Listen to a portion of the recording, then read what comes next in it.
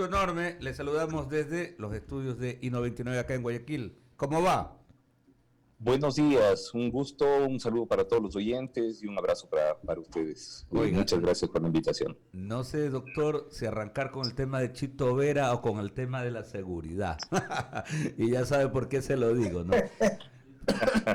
Pero no, arranquemos con el tema de Quito, ¿no? 11:30 de la mañana, ahí está gran cita.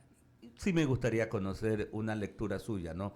Respecto a este encuentro, el presidente ha invitado, pues participarán los gobernadores, los prefectos y los alcaldes de todo el país.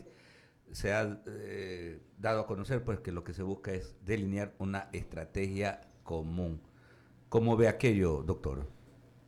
Bueno, yo creo que el generar consensos, generar diálogo y sentar a las autoridades locales en una misma mesa, pues que siempre va a ser positivo, venga de donde venga. El tema es cuál es la agenda, porque lo otro implicaría prácticamente una reunión social y no más. Es decir, lo importante es que exista una agenda previa, que existan puntos específicos en base de los cuales pueda delinearse una estrategia común. Tenemos problemas a nivel nacional comunes: educación, salud y seguridad. Yo creo que son los tres ejes alrededor de los cuales se tiene que construir un programa tanto a nivel de gobiernos locales como de gobierno nacional. El tema es que un poco vemos que tanto a nivel local como a nivel nacional, pues como que o no hay agenda o no se sabe por dónde empezar el análisis siquiera. Este no es una cuestión de metamos más policías en las zonas en las que hemos determinado que son un poco más peligrosas. No. Tiene que haber una agenda muchísimo más estructurada, que además debe empezar, no terminar, empezar por un mejor manejo del sistema carcelario. Porque la inseguridad dentro del sistema carcelario se refleja en la inseguridad ciudadana. O sea, no son dos eventos aislados. Claro. La violencia a nivel de grupos de criminalidad organizada se genera desde el sistema carcelario. Por lo tanto, si no arreglamos eso, no podemos arreglar lo otro. Es decir, no es que estamos frente a dos fenómenos aislados donde los grupos de criminalidad organizada de la cárcel actúan fuera de, mejor dicho, separados de los grupos de criminalidad organizada a nivel de calle. No, son parte de un todo. Y ese todo tiene que arreglarse desde las cabezas. Claro, oiga, doctor, sin ser expertos, sí, ¿no? Sin ser expertos en temas de seguridad, nosotros lo hemos dicho aquí en estos micrófonos, ¿sí? En nuestra condición de comunicadores, nos hemos dicho, a ver, este tema hay que tratarlo integralmente, que no puedes agarrar por separado que el microtráfico, que lo de aquí, lo de acá, la cárcel, etcétera, etcétera. Tiene que ser atacado integralmente, potentemente, desde un Estado robustecido. Y un poco eso, falta de institucionalidad, nos está pasando factura como país, ¿no es cierto?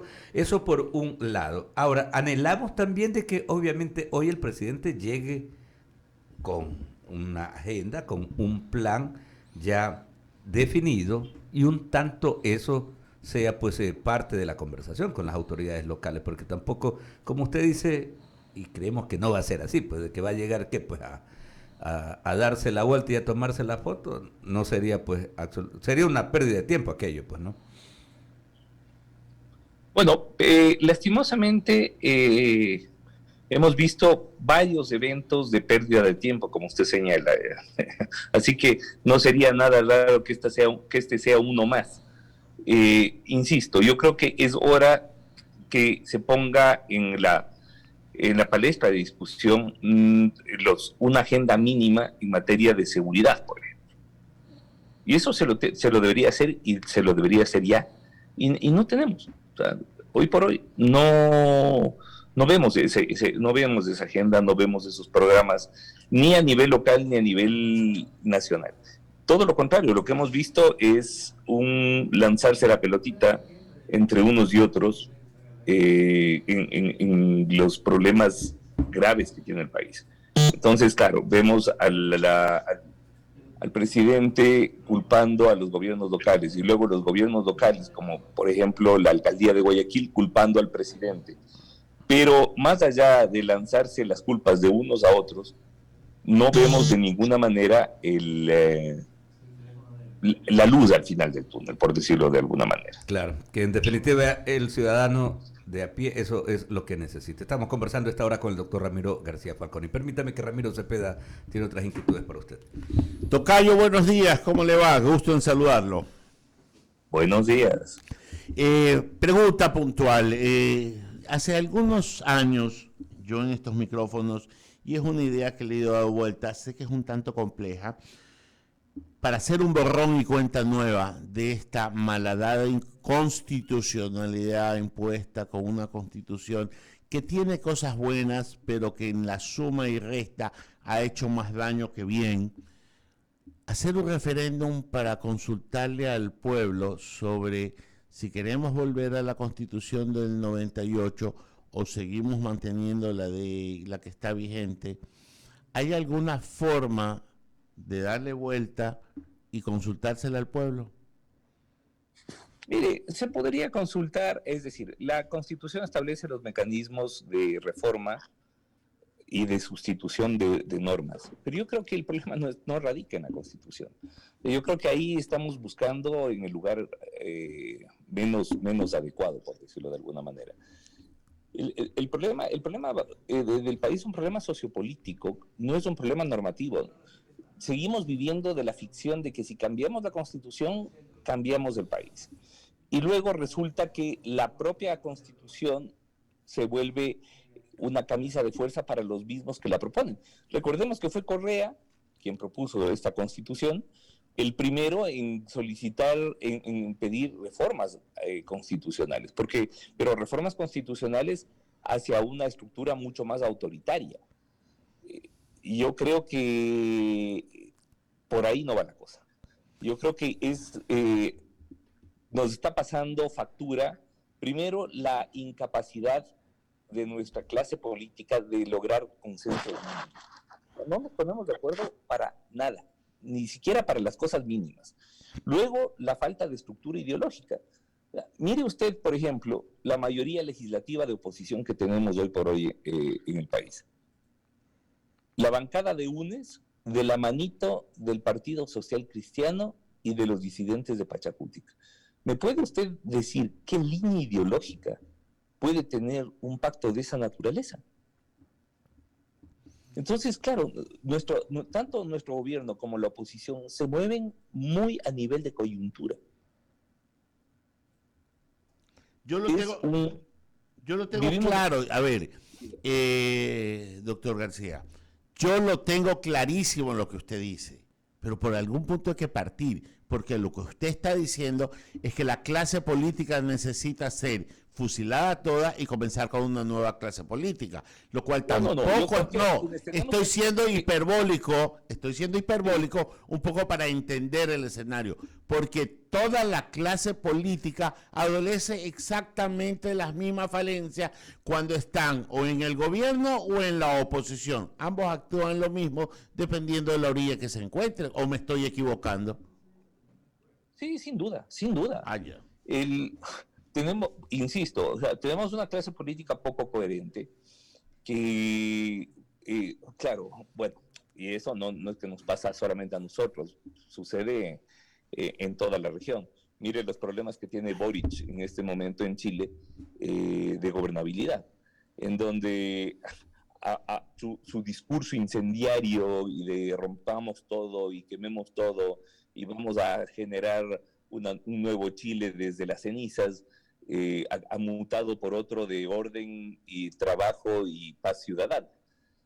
Sí, sin duda es así. El problema es que deberíamos llegar a acuerdos mínimos y somos incapaces de llegar a esos mínimos.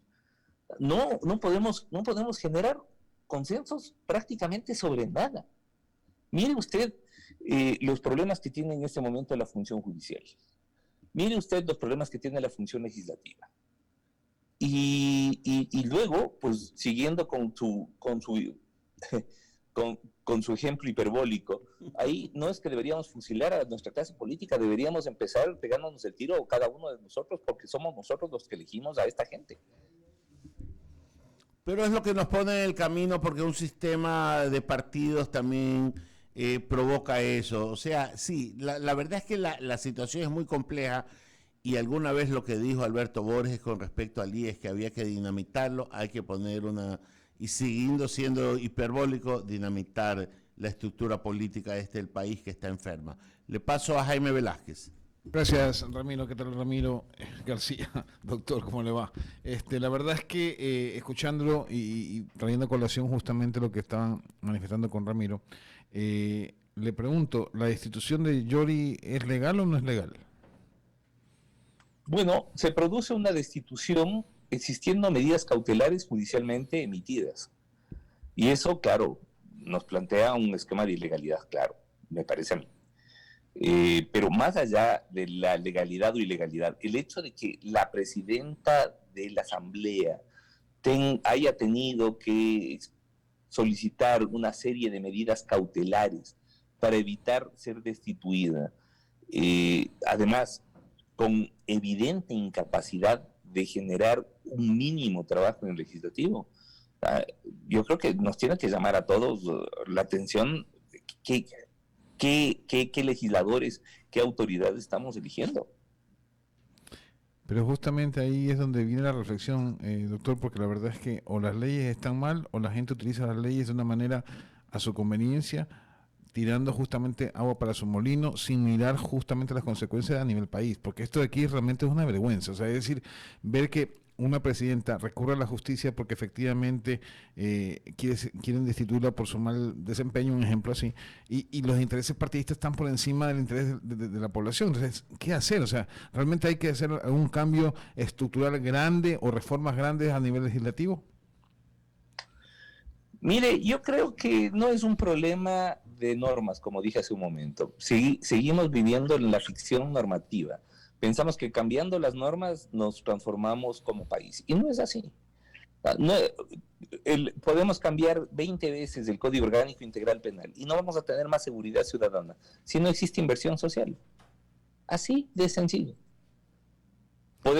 Si no existe un plan estructurado en materia de seguridad ciudadana que ataque a las causas reales de la inseguridad, que permita que la mayoría del país, o que mejor dicho, el segmento menos favorecido del país, pueda acceder a un nivel de vida digno, pues sin eso no vamos a mejorar los problemas de seguridad ciudadana. Claro. El tipo que nos asalta en un semáforo y que se juega la vida por quitarnos un celular, o sea, no lo hace por perversidad. Y eso es lo primero que tenemos que entender.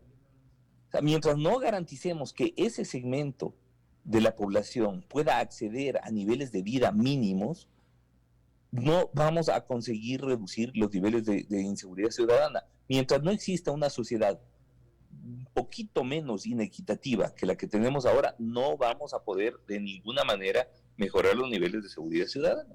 La pregunta siempre será cómo igualar las cosas en el partido, porque es complicadísimo y créame que la gente que está en ese sector siempre piensa que el gobierno tiene que resolver todo. Y hay otras personas que piensan que hay que generar riqueza desde cada uno de sus hogares, desde cada uno de su terreno, ¿no? El problema está en que cómo equilibrar las cosas cuando los intereses particulares están por encima del interés común. Bueno, a ver, lo que pasa es que mientras no lleguemos a consensos sociales mínimos, en donde partamos además de lo evidente, me refiero a que partamos de mínimos, como que no es posible reducir los niveles de inseguridad si no se reduce los niveles de pobreza. Esto no se arregla. Así de sencillo. O sea, todos queremos que las calles estén libres de delincuencia, estén libres de venta de drogas. Todos queremos que no nos atraquen, que además no nos disparen por llevarse un celular. No, todos queremos eso, sin duda. O sea, a nadie le interesa lo otro como país. El problema es el cómo. Y en el cómo ahí es donde no estamos de acuerdo, porque claro, todos cuidamos nuestro metro cuadrado, todos cuidamos nuestros privilegios, y bajo esa lógica nadie está dispuesto a hacer mínimos esfuerzos para que tengamos una sociedad menos inequitativa, que podamos dar una mayor inclusión a los sectores menos favorecidos, y por esa vía reducir la seguridad ciudadana. O sea, cuando nuestro segmento más pobre, cuando los jóvenes del segmento más pobre se cuestionen a sí mismos, digan, ¿para qué voy a entrar a un grupo de criminalidad organizada? ¿Para qué me voy a involucrar con una pandilla si tengo un buen trabajo? Cuando los jóvenes del segmento más pobre se hagan esa pregunta, habremos reducido significativamente la seguridad, los niveles de inseguridad ciudadana. Ojalá se dé pronto, mi querido Ramiro. Sí. Le doy paso a Eduardo Mendoza. Solamente Sí. buenos días, Ramiro. Es Eduardo Mendoza Paladines. Estoy en la sala Eduardo, de redacción. vamos. ¿Cómo va? Gusto de escucharlo. Yo coincido, y con Ramiro hemos coincidido en el tema de la inequidad varias veces. Lo vemos con Ramiro Cepeda. Y coincido con el análisis respecto desde la cárcel para acá. El tema es que tenemos que ir a eso. Yo coincido que hay que mejorar la situación de la oportunidad económica de la gente, sobre todo de la más pobre, de la gente que vive en barrios urbanos marginales y que es víctima de lo que muy bien señala usted, querido Ramiro. No tienes que comer, ven, gánate algo acá. Pucha, con esto ayuda a la familia. No es justificación, pero pasa. Entonces, el tema es qué hacemos ahorita, porque nos queda, Ramiro, estamos viviendo esta desgracia que estamos viviendo sobre todo acá en Guayaquil, donde pasa lo que pasa, donde hay este miedo social y efectivamente la gente comienza a guardarse, pero en algún momento tiene que salir. Entonces, yo veo al gobierno tratando de hacer lo que puede, veo al municipio tratando de hacer lo que pueda en una confrontación que no debería darse en estos momentos, porque se trata de unirnos todos, pero una idea concreta, ¿qué podríamos hacer así rápido, Ramiro, quizás, o qué se le ocurre para decírselo y para comentarlo, apoyar? Porque usted es un referente en la jurisprudencia y un hombre inteligente y con experiencia. ¿Qué sugiere, querido amigo? Mira, Eduardo, muchas cosas. A ver, varios temas. En primer lugar, es fundamental una reestructuración del manejo carcelario. Y para eso se necesita levantar primero datos y luego establecer un programa de administración carcelaria eficiente, de manera que podamos reducir la inseguridad dentro de las cárceles y reducir la inseguridad ciudadana que se genera desde las cárceles. Para esto se podría utilizar inclusive nuevas tecnologías. Actualmente estamos trabajando en un proyecto de investigación en España sobre prisiones algorítmicas, es decir, la aplicación de tecnologías como inteligencia artificial y Big Data al manejo carcelario. Eso, por ejemplo, podría ayudar muchísimo, muchísimo, muchísimo. Por otro lado, reformas legales y constitucionales. Uno de los temas que en Colombia, por ejemplo, desincentivó el tema de la criminalidad organizada, sobre todo de las más altas estructuras, fue la deportación. Resulta que en nuestra Constitución tenemos prohibida la deportación.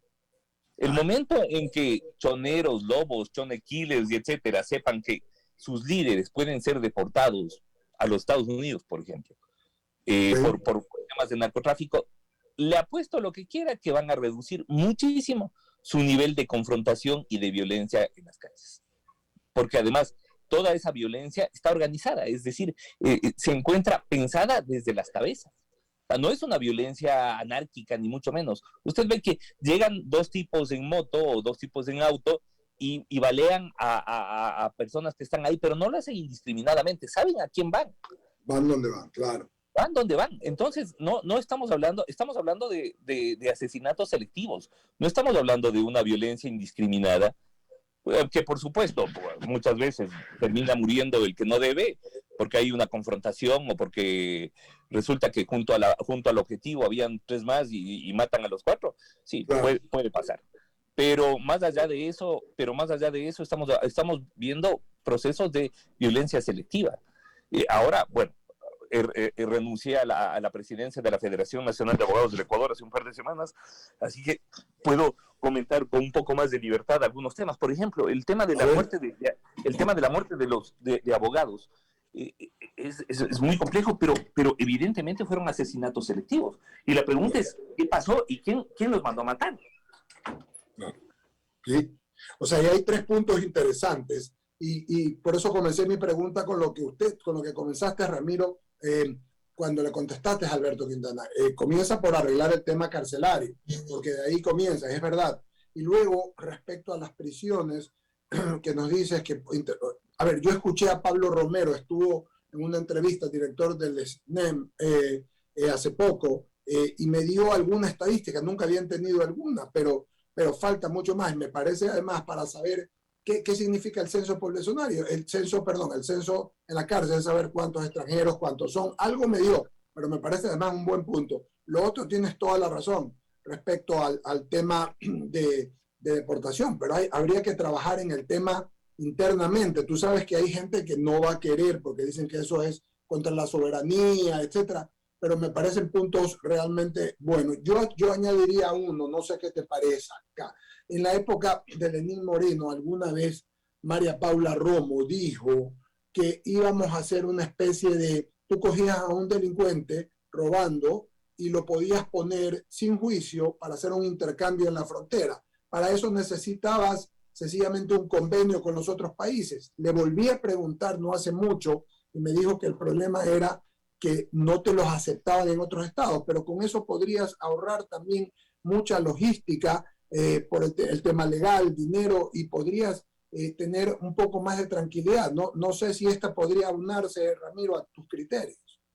Sí, sin duda eso. Y otra cosa, depuración interna de los órganos de seguridad. O sea, cada vez, no sé si te has dado cuenta, y me imagino que sí, que en cada operativo, sí, antinarcótico sobre todo, caen miembros en activo tanto de la policía como de las Fuerzas Armadas. Penosamente sí, penosamente sí. Claro, lastimosamente esa es una realidad y eso significa que es fundamental, si queremos mejorar los niveles de seguridad y queremos combatir a la delincuencia organizada, es necesario evitar esa permeabilidad que existe en los órganos de seguridad respecto de la criminalidad organizada. En fin, qué interesante hablar contigo, querido amigo, incluyendo lo de la presidenta Yori. ¿Tiene camino legal la expresidenta o presidenta Yori todavía? Porque ella dice que tiene algunas instancias. ¿Qué piensas? Bueno, esto es un culebrón que a la final, más allá de si Yori vuelve o no vuelve al cargo, el problema es que tenemos un legislativo que está trabado en neutro, ¿no? Entonces, que no va ni para adelante ni para atrás.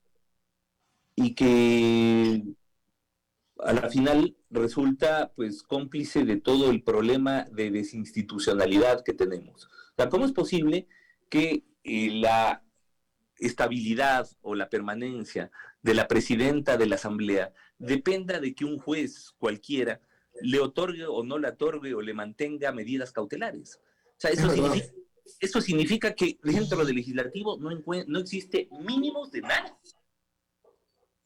La verdad es que tienes toda la razón, ¿no? Y acá en el Ecuador, pues la teoría de los hechos va mucho más allá de la ley. Es decir, podríamos contar que ese es un tema que ya está terminado, ¿no? ¿Podrá el presidente Saquicela con todos sus aliados podrá mantener por lo menos, yo diría, el decoro, ¿no? Y que no haya dueños de la Asamblea, porque ese es el problema, que hay unos que se quieren hacer dueños para adueñarse de todos, Ramiro. Bueno, cuando me hablas del presidente Saquicela, ¿te refieres al presidente Saquicela de la Asamblea o el presidente? De la Asamblea, no, de la Asamblea, no al otro, no de la Asamblea. Porque la Asamblea. Tenemos dos presidentes Saquicelas que no se sabe si están o no están. Es buena, es muy buena, sí, es muy buena, ¿no? No, es que es terrible. O sea, lo que Oye, pasando... no serían los expedientes secretos X, sino los expedientes secretos Saquicela, ¿no? Confidencialmente, no tenemos presidente de la Corte Nacional porque el que tenemos está suspendido. Tenemos un presidente del Consejo de la Judicatura que está encargado.